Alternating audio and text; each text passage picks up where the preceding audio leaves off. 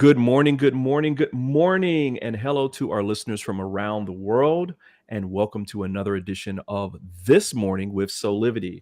I am Brian Wesley Johnson, and I'm your host today, and I'm joined by my beautiful co-host, Sheila Applegate. Hello, Sheila.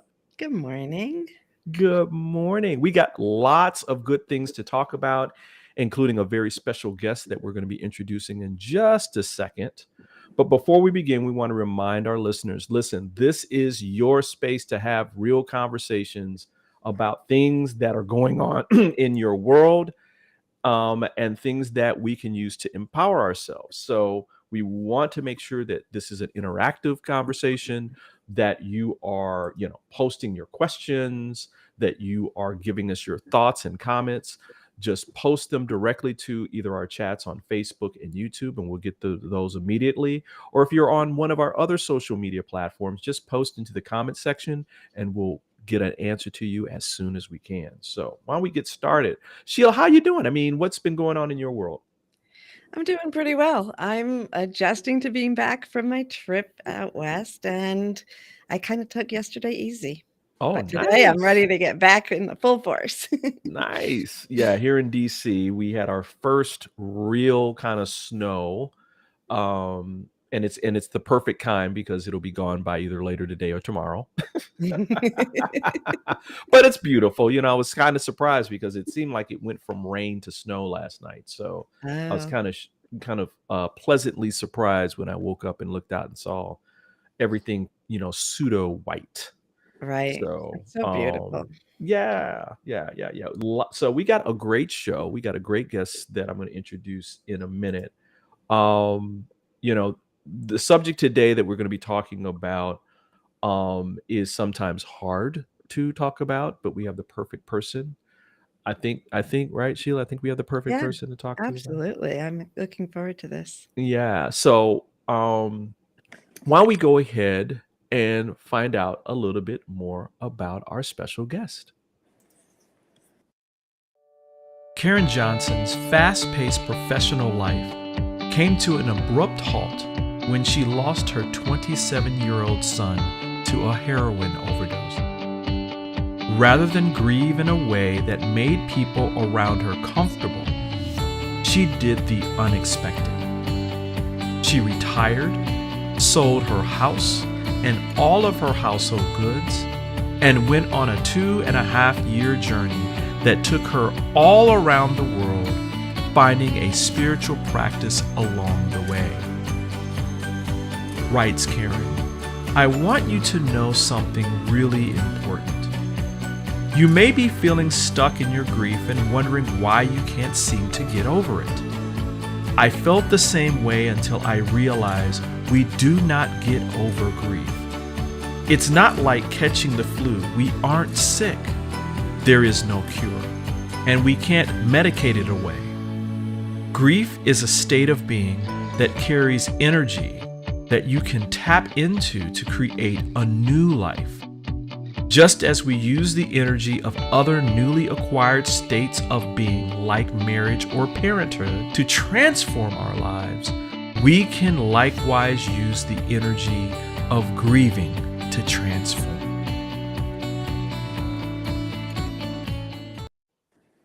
So, with that, it's my pleasure to welcome to This Morning my dear friend, Dr. Karen V. Johnson, author of Living Grieving. Good morning, Karen. Hey, good morning. How are you all today? I'm happy This to be is here. yeah, Yeah. this is fantastic. I'm so glad that you're here.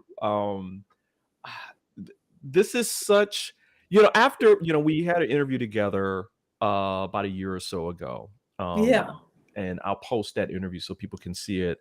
We can go into deeper. But I found after that interview this lightness about dealing with at that time was the preparation for my father's transition.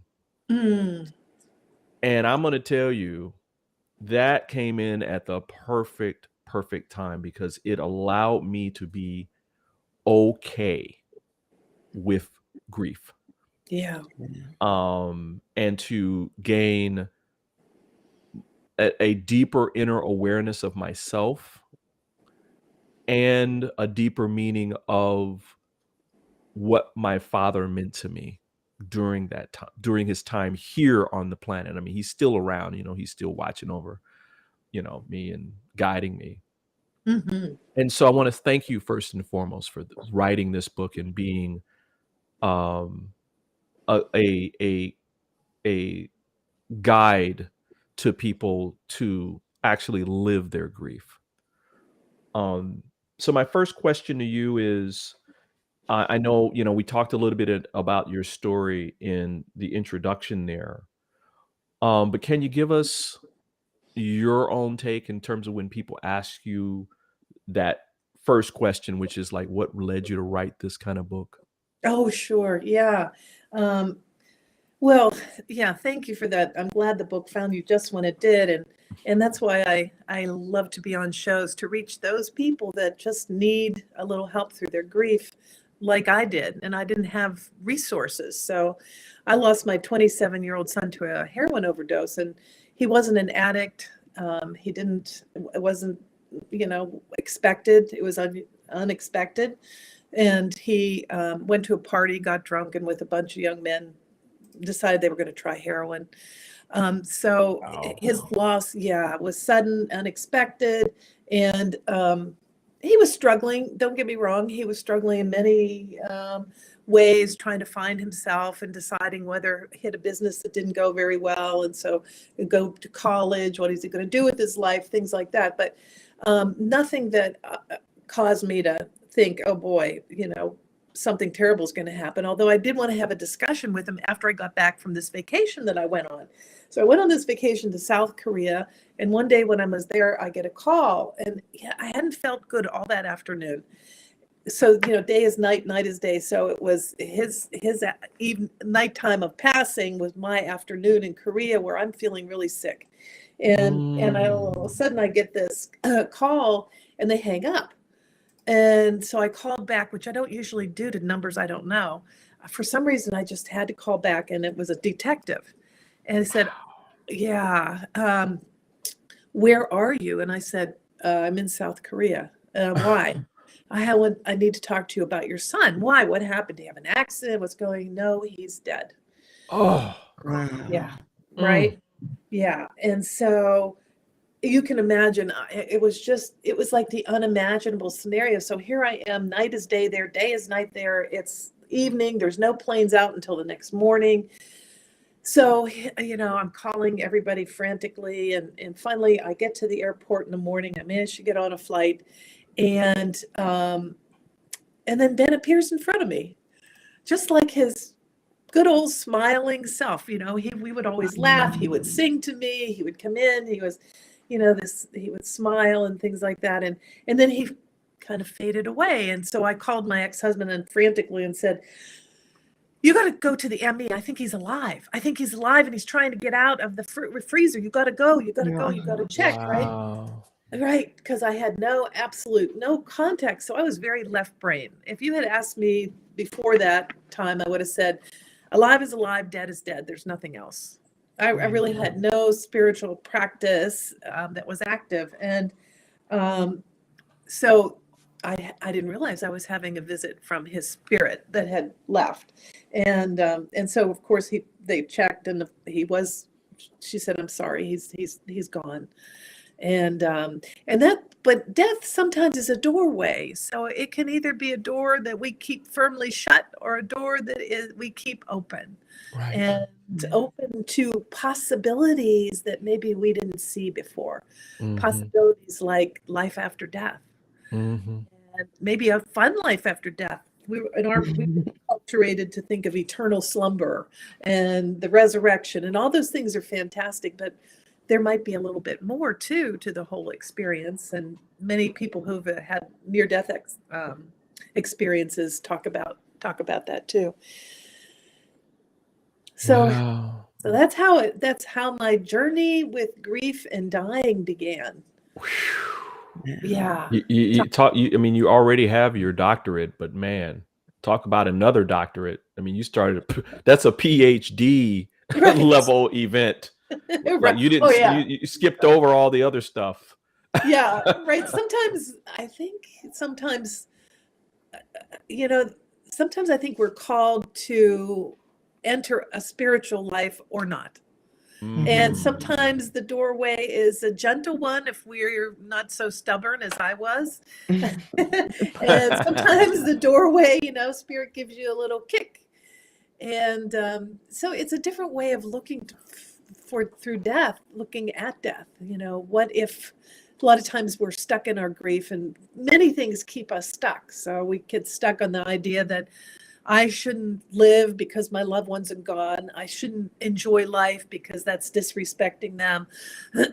I shouldn't, how do I go on? I don't want to go on. I don't need to go on. I was certainly in that category of I don't want to go on. I don't need to go Right. on. I want to die. And, but what if their destiny and our destiny is exactly perfect the way it is? His destiny was to go at that time. And my destiny was to learn to live without him and to honor his death by living. And so that was what I took I was so distraught and so out of it. Nothing made sense anymore. So I couldn't be a judge anymore. I couldn't live that life. I just needed to go and do something, right? And so I sold my house and my cars and everything and all my goods. And I went on a 2.5 year journey around the world to talk to spiritual leaders everywhere: South America, Africa, Bangladesh, India, Taos, New Mexico, all over to find what is this? What do we do with grief? What are we supposed to do? How are we supposed to live? How are we supposed to go on? And so the book is a download really from spirit, I think, of how we might go on this journey with grief, Mm, That's right? beautiful. Yeah. Yeah. I really commend you for taking that time and really stepping out of societal expectations to take care of yourself. My daughter just turned 27 on Sunday, so it hits pretty Mm, close to home to hear you even say the age and imagine that. yeah. What are some of the Can you give a couple examples of what you experienced in the different countries? Oh, yeah, sure. Oh, gosh. So the Hanuman Temple, for example, in Taos, New Mexico, I had this experience sitting in the Hanuman room and hearing this voice sort of accented with an Indian accent saying to me in my head, your son's death is not your fault. You need to wow. you need to learn self-love. Ooh, right? So I Mm. was a crying, sobbing mess there. I pretty much cried and sobbed through every country all over the Good world. job. I I left know, right? tears. Good job. Exactly. Good job. Left tears everywhere. So, and then same thing in Africa. There was an old shaman that he used bones to look at things, and basically the same thing, saying, death. This is your subject. This is death. And then, shamans. I became a shaman along the way. I met Alberto Vioto in the Four Winds Society, and so I learned that spiritual practice, which isn't a religion. It's a spiritual practice that we work with the energy body, the field around us. And so we have stones. We work with medicine stones. And when I was in Peru, I was called to pick up all white stones, which is very unusual. We usually pick up stones that are any color, different colors.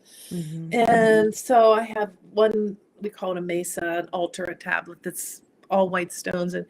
And I said, I don't know. I was asking one of the shamans there, indigenous shamans, I don't know what this is about, but he said, white altars are those who have transcended death.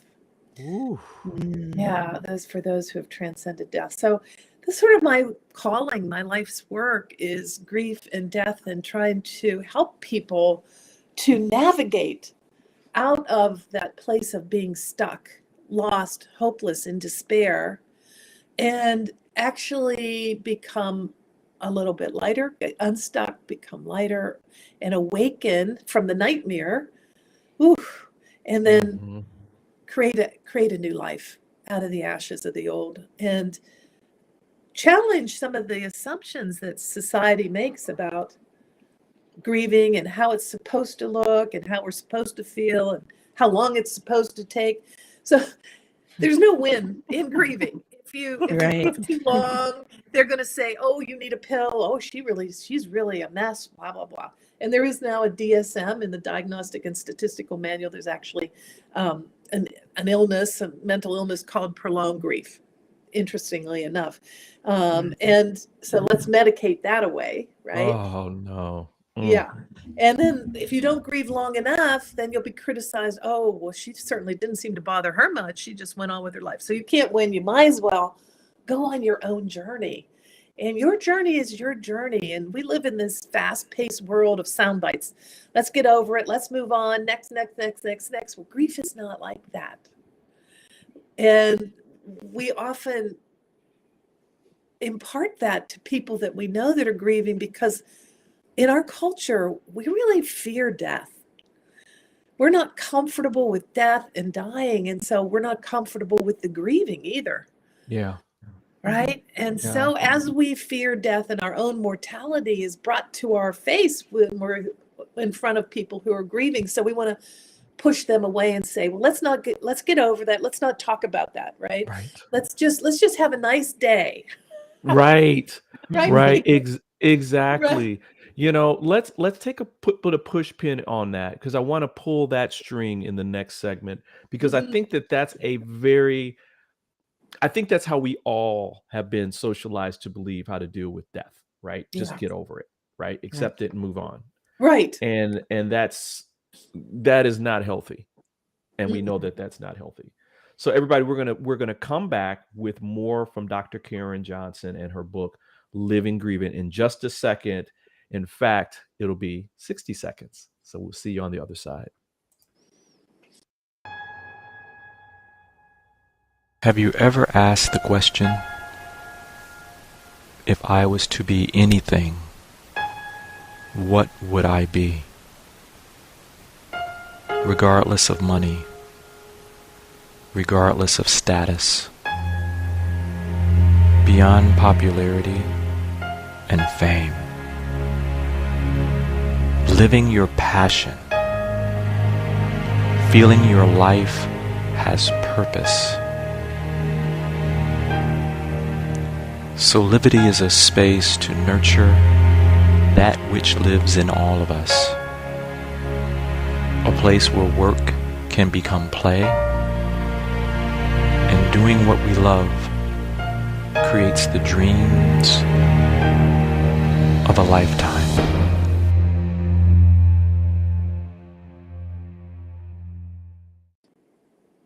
And welcome back to This Morning with Soulivity. This is Brian Johnson, along with my beautiful co-host Sheila Applegate and special guest Dr. Karen Johnson.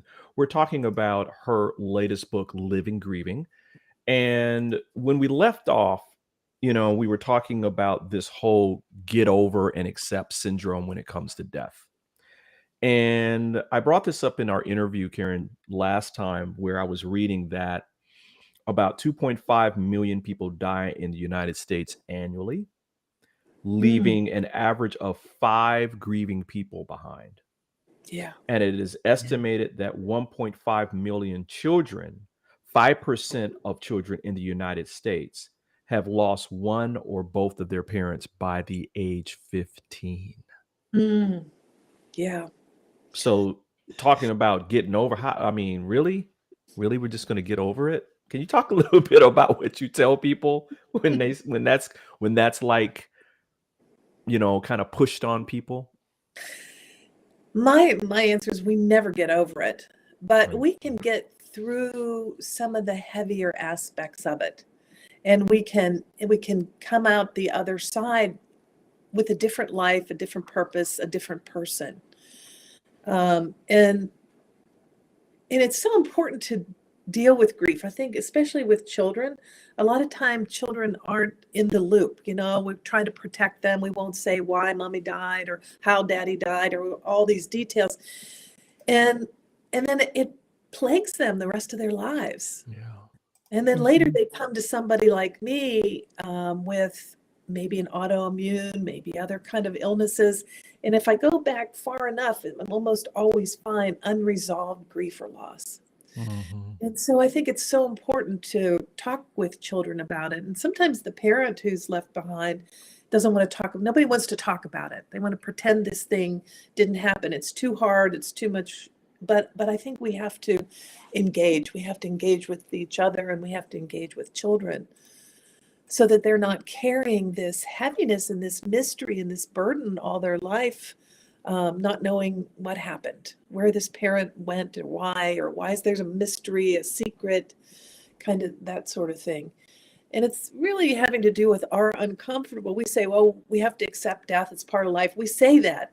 It's like saying, good morning, how are you, right? We don't really want somebody to answer that question. You're supposed to just say, fine, thank you. Not, well, I'll tell you, things just really are horrible and blah, blah, blah, blah, blah, So, what we really need to have is a conversation about death and dying and challenge that. Do I really accept it? And where do people go when they die? And where am I going to go? And where's my loved one? And are they okay? That's what I was like. I finally, I was asking Spirit all the time, where is he? You better be taking care of him. You better be, he better be okay, because I'm coming. I'll be there one of these days. I'm going to chase you all down, right? Right. So it's those kind of things that we don't want to talk about that are scary, right? And then we get all these concepts, heaven and hell and this and that. And the first thing you know, our minds are just all aflutter. And often they're aflutter with shame, blame, and guilt. I should have done this. I should have made them go to the doctor. I should have come home sooner. I shouldn't have gone on vacation. I should have had a different babysitter when they were 2. Maybe that's it. I mean, I could go all the way back in all the places where I starred in the role of not being the perfect parent. Right. And so we carry a lot of this heaviness in our head that we don't acknowledge. And sometimes we're angry. What if we're angry at a partner? What if we're angry at a spouse? What if we're angry at our parents or sisters or brothers? Big taboos nobody wants to talk about. But sometimes we need to talk about this. And a lot of books are going to tell you when someone dies, you need to start living again. You need to go to a party, or you need to go to a movie, or you need to go on a date, right? You need to do all these things. And that's in this physical, heavy realm of Earth planet. But what if we have some spiritual work we need to do ahead of time? What if we keep saying we're not ready, and we become isolated in our grief and loss because people get tired or uncomfortable, don't want to hear about it anymore, and we don't want to talk about it to people who don't want to hear about it, right? So what if we have to do a little work ahead of time? So my book is 16 exercises where you actually sit really quietly with a pen and paper and a candle and a pie pan and ask yourself questions with the intention then you can write with radical honesty in your notebook. Who's judging you? Who are you judging, right? And even maybe I was judging Ben. I found out at the heart of it, part in what was living in me that I didn't want to acknowledge, I was furious at him for doing this stupid thing. Furious, right? And other people are furious at their loved ones secretly that they didn't go to the doctor or do what they were supposed to do, or went on that trip or did that foolish thing, right? So sometimes we need to just get to the root of that. And then we can take, or maybe our mothers or fathers or sisters or brothers weren't there when we needed them, didn't help. We can write this all down and burn it in our candle. So we don't have to worry about anybody ever seeing it. Release it to Spirit, for Spirit to transform for us. And then at the same time, we're opening our hearts for a different perspective. Wow. Right? Beautiful. So this is like the metaphor for breath, breathing in, breathing out. So we're breathing in fresh air, breathing out the old. Same thing with this. We're breathing out old ways of seeing and perceiving and opening our hearts to new ways. And as we do that, as we sit, and I like to have people sit with a candle and whatever is sacred for them, a sacred spot, whatever. Because when we get into ceremony, when we're actually opening ourselves to the divine, we get out of our reptilian brain of fight, flight, fear, and move up to our neocortex. And in the neocortex, things move like a feather blowing in the wind instead of us trying to shift things in the physical level. So we're going to do all this work, 16 exercises, non-suffering. What are the stories you're telling yourself that are making you suffer? How about attachment? A lot of times we get attached to the role of grieving mother. Ooh, yeah. Grieving widow, grieving whatever, right? Heavy, heavy roles. What if we could lighten it up a little bit and release some of the heavy energy around that? So even looking at it and admitting that those roles can be addictive. Right? Right. Grief can even Right. have an addictive nature to grief because, there's a great book by Dr. Joe Dispenza, and he talks about breaking the habit of being yourself. And he talks about all the hormones, and so adrenaline, cortisol. So when we're in drama, stress, grief, whatever kind of drama you're in, these addictive hormones kick in, right? And so we become addicted to them. And so it's really hard to get out of that routine without some help. And the help of the divine is always the best help, right? Releasing things to the divine. Wow. Yeah. I love that you are addressing the emotional level and also the spiritual level as you opened up to the divine. It sounds to me in a way that your son's death was the gateway for you to opening to the divine. I'm curious, you saw him the first day when he died. And how have you kept that relationship going? I'm really a strong believer that keeping our relationships with those who have crossed over is essential to really embracing life and moving forward. Yeah, that's such a great question. So for me, I was really lucky because I had that dramatic experience and that dramatic opening. And one thing I can tell you about the other side is, and I always tell people this, sometimes people are afraid to let go of their suffering and their grieving because they can they can feel their loved one around them. And they think if I let go of any of this, they're going to disappear. I always tell people it's not prison over on the other side, right? And we're not holding him back. Right. Go, right? They can come and go. And so you don't lose them. What you lose is keeping them stuck in between realms in a heavier situation because they're so concerned about us. And that was the situation with Ben. In the beginning, he was flittering around me all the time, really for a year and a half. And he really didn't cross over fully until I was okay. And so sometimes we hold on to their kite strings a little bit with our grief and our heaviness. Yes, we love having them around us, and our fear that they're going to disappear and not be with us anymore can sometimes keep us from moving forward with our grief, for transmuting it a little bit. And so once we realize that, and I've had many people talk to me about that concept and said, oh my gosh, I never realized that I was keeping them back from things that they could do on the other side, like work with ascended masters, be in the Jesus pod, be in this pod, learn from each other, whatever, all the beautiful things they do on the other side that we're not entirely party to because we're in this realm. And so I've had people that have carried it for so long and they were able to say, oh my gosh, that gave them the courage to move a little, to shift a little, and not cling so deeply to their grief and loss.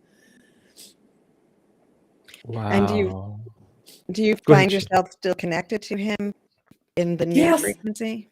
Yeah. Yes, he and I have a working relationship. So I do a lot of work helping souls to cross over fully to the other side and work with people who have died, who people have just left their body and beginning their spiritual life. So, and there are many times he helps me with that, especially with suicides. You know, a lot of times they get stuck because we have this long history of saying if you commit suicide, that's a sin and you're going to burn in hell. And so suicides often are terrified. They're there and they know they died and now they're like, uh-oh, I'm in trouble now.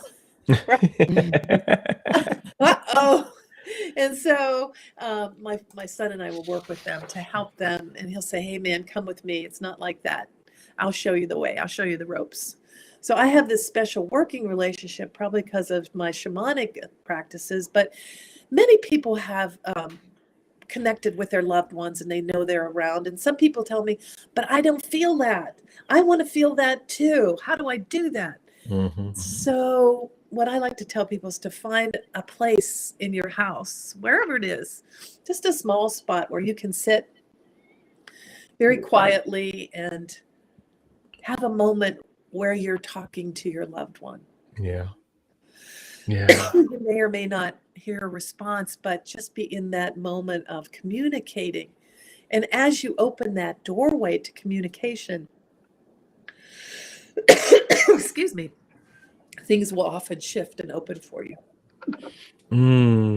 Well, speaking of shifting, I think we're going to take a quick break and let all of us cough, because it's still early in the morning. And when we come back, I want you to tell us about the Four Winds process. I mean, the Four Winds medicine wheel that you learned from Dr. Alberto Villoldo. I think that it's an amazing thing that we discussed in our other interview that I would love for you to share with our audience. So we're going to take a brief break and we'll be back in about 45 seconds this time. Hi there, Sheila Applegate here with some exciting news. I've joined the incredible Soulivity team as the host of the new Consciously Awesome live show, where I will be sharing insights to help you discover your full brilliance and claim the vibrant life you deserve. So tune in every Wednesday right here on Soulivity TV to join the fun, and remember to subscribe to the channel so that you don't miss a single episode. Have an awesome week, and I will see you on Wednesday. That's right. You can see Sheila Applegate today at 12 noon, where she's going to be talking about our emotions. It's going to be awesome. I can't wait. Can't wait, Sheila. That's going to be a perfect really continuation of our conversation this morning, right? Exactly. So don't miss that, everybody. Dr. Johnson, we were talking about this transformation that you went undergo after your son transitioned. Yeah. And you discovered this process called the Four Winds medicine wheel that is being taught by Dr. Villoldo. Can you talk a little bit about that? Sure. Yeah. So Alberto Villoldo is the founder of the Four Winds Society. He's written many books on shamanism. I think he's in 20 something. So, I mean, he's a prolific writer and great teacher. And so it's really based on the Andean medicine wheel. There's many medicine wheels in many cultures all over the world, North America, South America. So this is the South American from Peru based medicine wheel that has practices attached to them that are people understand from Buddhism and Christianity and any other religious things like I talked about before: non-judgment, non-suffering, non-attachment. Mm-hmm. So the South direction. So in the Southern Hemisphere, the the direction of the south direction is where we begin because it's based on the Southern Cross. So it's a little different cosmology than in the north, and that's why it's a little bit different. In the north, they often begin in the east, and they have different archetypal animals. So in the south direction of the medicine wheel, it's associated with the archetype of the serpent. And the serpent, the idea of this archetype is to help us to shed our past, the way the serpent sheds its skin. And then after that, we move to the west direction. The west direction in this medicine wheel is the archetype is jaguar. And the jaguar helps us to become fearless and to call whatever is dead and dying within us the way the jaguar calls whatever is dead and dying in the jungle. So the practices there are, one of the practices is fearlessness. Wow. Yeah. Wow. And the north direction is the archetype of hummingbird. Hummingbird, stillness in motion. Hummingbird that takes that epic journey from Canada to Brazil and back every year, trusting totally that along the way it's going to find nothing but nectar, that it's going to be fed, that it's going to make it, right? And it's a metaphor for our journey with spirit. If we could be that trusting to go on our epic soul journey, trusting that we would be taken care of along the way. And then the last direction is the east direction. The archetype is the eagle, condor eagle. Eagle who flies wingtip to wingtip with great spirit. Eagle who helps us to see the bigger picture, to always see the great perspective and yet be able to see the smallest mouse in the forest. Wow. Helps us, eagle who helps us to find our way over mountains that look like obstacles now and help us to find our destiny, our real destiny in life. Not the one that we've been told is our destiny, not the one that we think society would want us to have, but our true destiny. Wow. So those are the archetypal energies. And so you can imagine when you're in this medicine wheel and you're doing the work here, it's very transformative. One final question for you for this segment, and that is, what experience do you want people to walk away from after reading your book? I like people to know that transformation is not only possible, but that we actually have within us an innate desire to transform. And as we stay stuck in our grief and loss, we are going against our natures and against maybe the natures of the cosmos, the natures of God. So we really have a desire for transformation, and it's okay. It's okay to transform. It's okay to get beyond our grief and loss and suffering and let go of the kite strings of our loved ones and create new lives in their honor. Wow. I love that. And I have one little, people say, well, how the heck am I going to change? Because, we get stuck in our grief and suffering. Yeah. And, we're tapping our lines in our head of what we think deeper and deeper and deeper. So we want to create new neural networks. Yeah. And one of the ways I tell people to do this is put a sticker on your refrigerator that says practice beauty. And every day do one thing for yourself, one thing that brings beauty to your life, whether it's a chocolate or a sunset or a sunrise or a flower or a moment with your favorite hobby, whatever it is, one thing every day. As we get in the habit of practicing beauty, we're digging those neural networks. Instead of digging the old ones deeper and deeper, we're bringing new ones to bear. that allow us to see things in a little bit different way. Yes.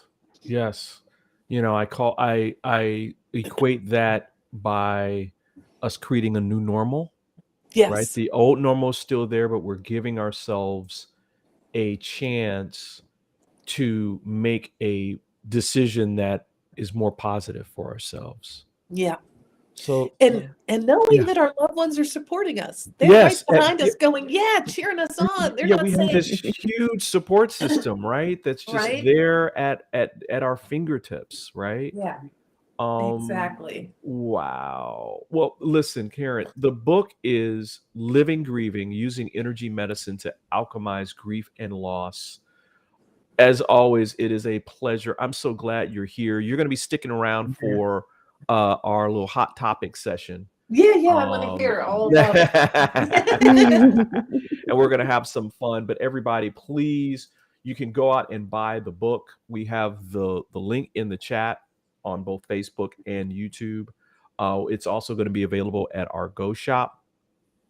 But please go out and buy this book. I mean, you don't have to have recently lost someone to read this. I think that it is just a great read to start changing in terms of creating that new normal around how you feel about grief itself and even death and transition and the afterlife. So Karen, thank you so much again for being here. Yeah. Hey, thanks for having me. Yeah. All right. So we'll be right back with more from Karen and our hot topics. So we'll be right back, everybody. 6 years ago, when I started Soulivity, my vision was to support everyone in improving their life through the discovery of their passion and purpose, so they could become the best version of themselves, to battle fear and ignorance, and create a better world today. Get inspired to live your passion and purpose. Visit Soulivity.com now. And we're back with more this morning with Soulivity.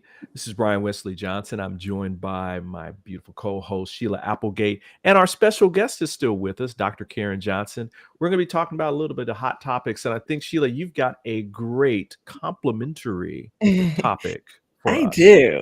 We're just going to continue right on here today. So, we're all in this state of post-COVID, but not, because COVID is still here. It's never going to end, in the sense that we know it's going to be a part of our society moving forward. And yesterday I read an article in NPR, and it talks about this author, another author, Pauline Boss, who's a retired family therapist and professor of family social science at University of Minnesota. She has just published a book called The Myth of Closure: Ambiguous Loss in a Time of Pandemic and Change. So I thought that I really loved the term ambiguous loss. And I think that it's a great topic for us to just kind of bounce in and apply everything we've talked about to this state that we're in. And it's interesting because she's talking about the loss that we experienced through COVID. As we get back into the world, nothing is the same. She also references this as it's a loss that it's not as clear as death, in that there's the loss that someone died, but ambiguous loss also affects people who are going through the loss of someone through Alzheimer's or dementia, which I can relate to with both of my parents, losing them while they're still here, and that grief process. She also talks about the loss of that comes with the Native American and the schools as the generation was wiped away, and even the police violence, going back to the loss for Black Americans of slavery, but even this police violence that is just not getting enough attention. So there's a whole understanding of what ambiguous loss is. And let's just jump off and tell me what you're thinking about it as I bring this up. Well, I'm going to be a gentleman and let Karen go first. Karen, what do you think about that? Oh, gosh. I agree with all of that. You know, it's a loss of any kind. Wow. Right. Right. Yeah. Wow. Wow. You know, I was thinking, it's interesting, Sheila, that you picked this because, in a way, I equate this to how my father transitioned. Hmm. It was still during COVID, the height of Right. COVID. Um, uh, the number of people that could visit my father in the hospital was still very limited. There was even times at which, during the time that he was in uh, long-term care, that my mother couldn't even go visit him because Hmm. of the COVID measures. And so part of our family wanted to think that, oh, well, this was like before, you know, he's got this little thing, it's a little hiccup, he'll come back and then he'll leave the hospital. Right. And dad had other plans. Yep. He was preparing us for his transition, and that's why he was in the hospital as long as he was. That's Yeah.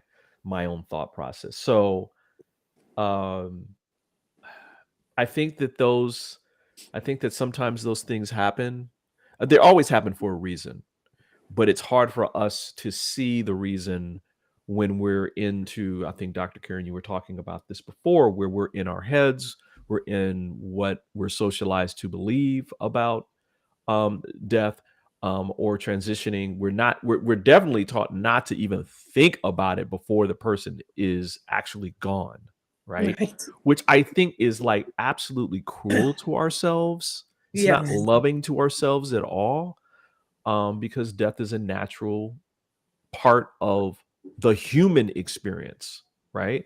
We were born and then we die. This body, you know, things happen, and either it happens through quote unquote natural causes, or, you know, an ambiguous loss happens. So, yeah. Yeah. You know, I think many of us were deprived during COVID of deathbed scenes, deathbed Oh, wow. areas, Oof. right? Yes. We didn't get a chance to say, I love yous, I forgive yous, Hmm. all those kinds of things. And a lot of people are just really reeling from that and don't really know, because there really wasn't a choice. It was like, this Right. is the way it is. Right. But that doesn't mean you don't miss it and you don't wish you had those final conversations that um, maybe would help to heal a family, Right. help to heal the, what's going on with all the different sisters and brothers and aunts and uncles, and to heal that moment. We missed it. People missed it, Hmm. and they're still grieving that too, that loss. Right. Yeah.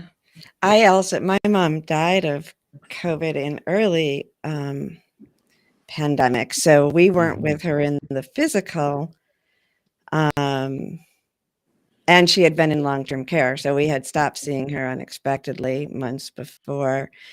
And at the same time, we were fortunate enough that we were able to get messages through to her and say goodbye over technology, and then also in meditation and spirit. And I think that's why it's so important to address our relationship with death and communication with spirituality prior to the loss, because it helps us through that path too. Right. Yeah, Right. for sure. Yeah, I know that um I could feel that dad and his ancestors, my grandparents, were already reaching out to me when he went into the hospital this last time. Hmm. And they were already supporting me with the thought, just the thought of what would life be without him physically here, Right. and Yeah. that it was okay for me to feel whatever emotions that I had around that. Um, it's a little different than when they're actually transitioned, but it did help prepare me for that. Hmm. Yeah. Um, Especially being in a support role for my mother at that point. Right. So, It's a And a great lot of topic. families Yeah. don't have that discussion, or they avoid it. I don't want to talk about that. Let's not talk about that. Yeah. Why Yeah. would you want to talk about that? That's dark. That's, I don't want to talk about my funeral. Why would I talk about it? I don't want to die. It's right. So then we're kind of left at the last moment with trauma, maybe unnecessary trauma that didn't need to be there if we could just take a breath and say, okay, these things will eventually happen to all of us. And so how can we today just talk about this a little bit so that it's not so traumatic at the end for everybody? Yeah. Wow. This is a great topic. Mm-hmm. Sheila, Yeah. did you have thoughts about how people move through ambiguous loss? I mean, it's a little different than, a person, like in the end, we knew my dad had decided Right. that he was going to, you know. Yeah. I think that Alzheimer's and dementia was the area that I could most relate to it, because my dad, like I've said, died of Alzheimer's. My mom had frontal lobe dementia, two Mm-hmm. very different processes. Mm-hmm. But that's a period of a lot of little deaths. And Yes. so you feel like you're prepared. And I think people were very supportive of us to the best of their ability. But if you're not experiencing it, it's hard to relate, because you're grieving each phase and Right. adjusting. And so by the end, we really, I was expecting my mom to die. I wasn't expecting her to get I didn't know about a Right. pandemic coming up, but Right. I had that final a good conversation with her in our last time. But then when the final death happens, there's still so much grief. and Right. and it didn't happen until after my mom, I think, because we were still in it with my dad, we were still in it with my mom, and so it just all came out at the end. And so just to let people know it's a process. And I still also believe no matter, my life is about communicating with dead people, but that doesn't make it any easier when people I Right. love die. Right. Yeah. Right. Hmm. Absolutely. Yeah. Absolutely. I call that anticipatory grief. Yeah. So Mm. yeah, and that's a type of grief too, that people that are caretakers, or even if you're not direct caretaker, your loved ones in this transitional phase, and it's a grieving process right there too. Right. And to get in touch with what is really hard about it. Some people really, really, it's super hard, right? Where is it? Where's the judgment? I should have done this. I'm sorry I didn't do this while they were, before this happened, right? So there's a lot that goes on that's grieving, that we don't even think that we're grieving, but we are grieving. Right. This was wonderful. This was a wonderful show today. Yeah. You I always mean- have good ones. Well, listen, Dr. Karen, thank you for being here again. Please go out and get her latest book, Living Grieving. Again, it is just a wonderful, supportive read for all of us to move through grief and loss in a positive, progressive, and practical way, with deep spirituality and deep heart and soul. So thank you for writing this, Dr. Karen. Hey, Yeah, thank you. And thank you for having me. Hey, nice to talk to you again, Sheila, too. All right. Absolutely.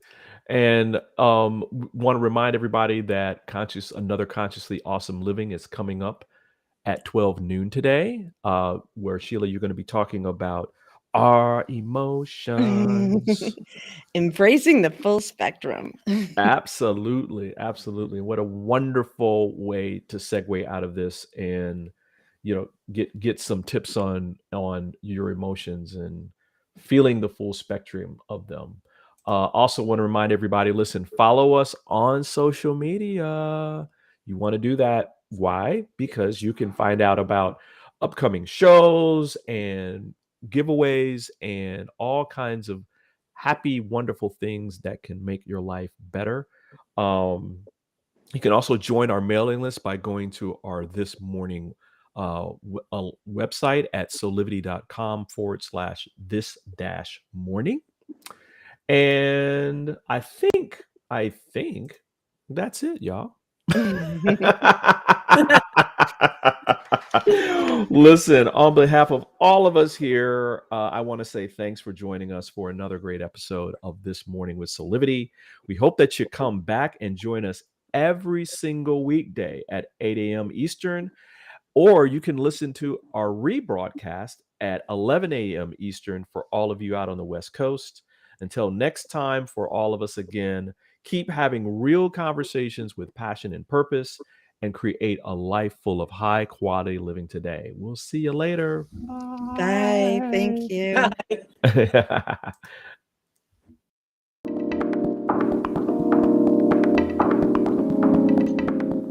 This work is subject to copyright owned by Affinity Global LLC. Any reproduction or republication of all or part of this is expressly prohibited unless Affinity Global LLC has explicitly granted its prior written consent. All other rights reserved.